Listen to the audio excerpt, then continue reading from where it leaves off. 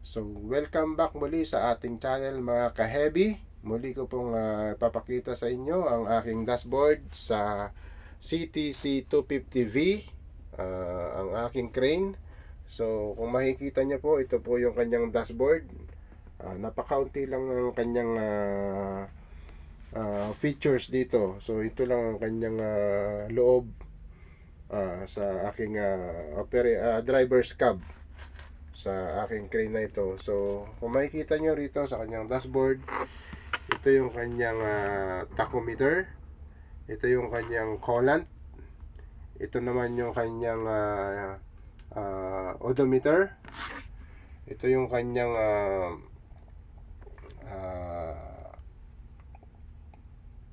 barometer, at ito naman yung kanyang engine oil pressure, ang kanyang fuel, at ang kanyang battery.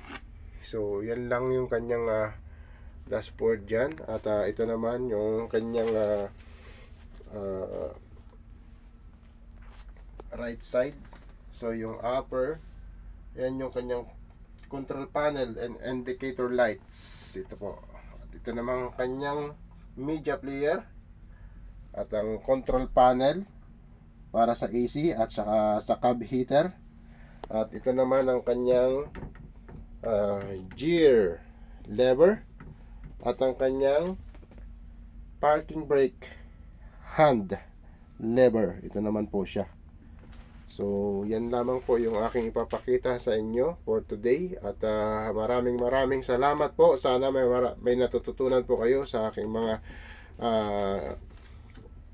pictures na mga video sa aking video. At maraming salamat po sa inyong panonood. At kung nagustuhan nyo po ang aking video, please like and share, and paki-click na rin po ang notification bell at pa-subscribe na rin po. Maraming salamat po sa inyo, and God bless po sa ating lahat.